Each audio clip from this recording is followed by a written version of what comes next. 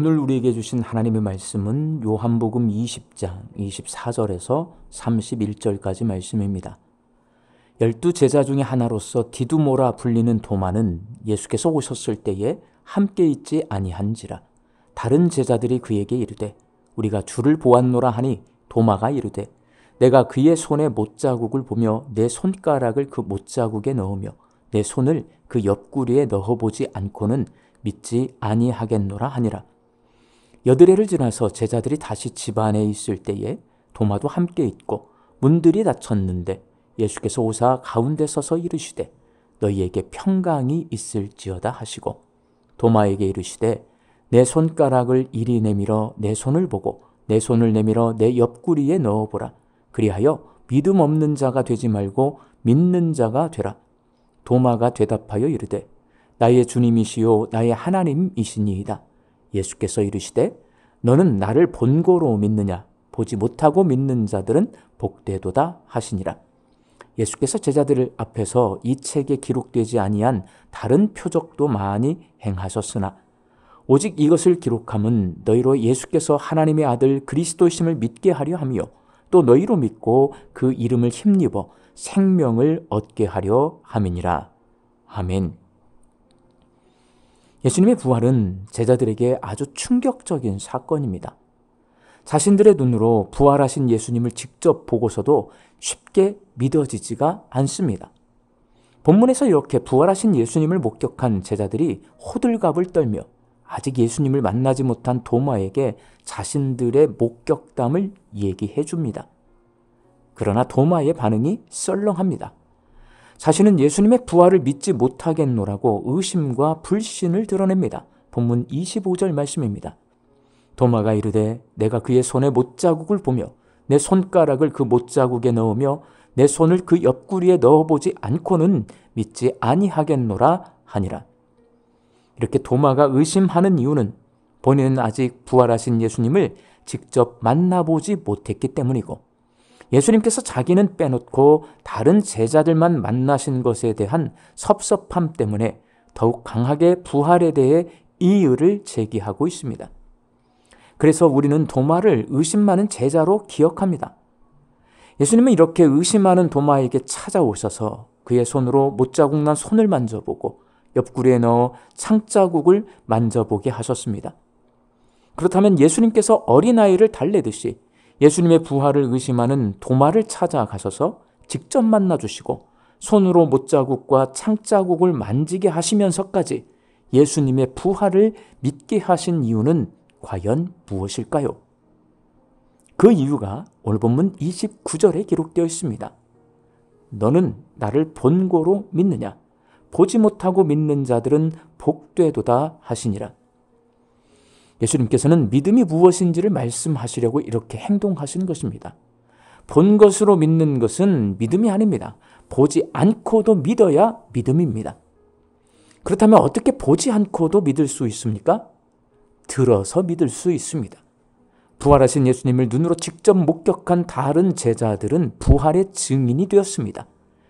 이 증인들의 말을 신뢰하고 믿을 때에 예수님이 부활하셨다는 것을 믿을 수 있습니다. 예수님은 도마를 통해 부활의 증인들이 전하는 말을 믿는 것이 믿음이라고 말씀하십니다. 복음을 전하다 보면 도마처럼 눈으로 볼 수 없고 손으로 만질 수 없어서 예수님을 믿지 못하겠다고 말하는 사람을 생각보다 많이 만나게 됩니다. 그런 사람들에게 복음을 전하기 위해서는 오늘 본문 말씀을 깊이 묵상해서 예수님의 가르침을 깨달아야 합니다.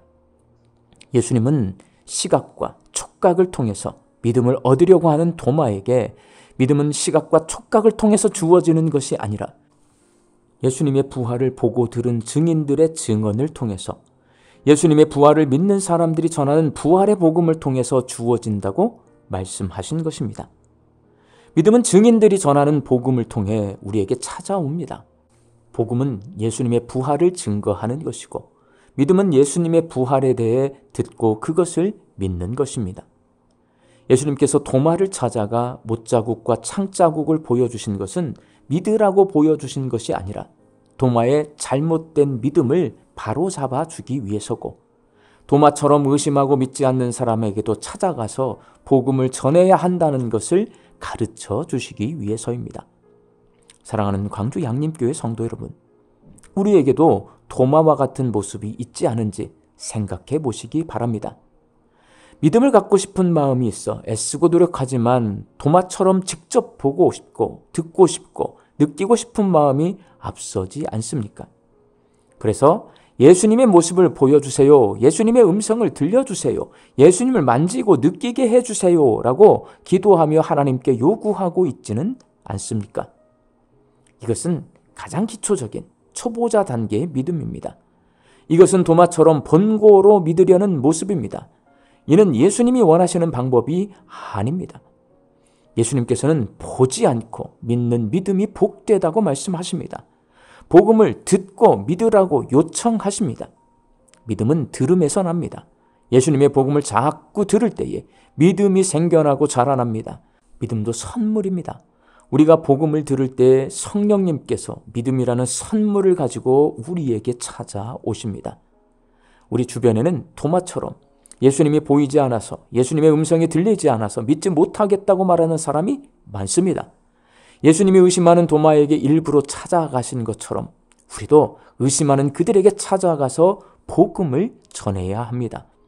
우리 광주 양림교회 성도들이 복음을 듣고 받아들이고 믿는 성도가 되고 예수님의 부활을 의심하는 사람들에게 찾아가서 복음을 전하는 부활의 증인들이 되시기를 예수님의 이름으로 축원합니다.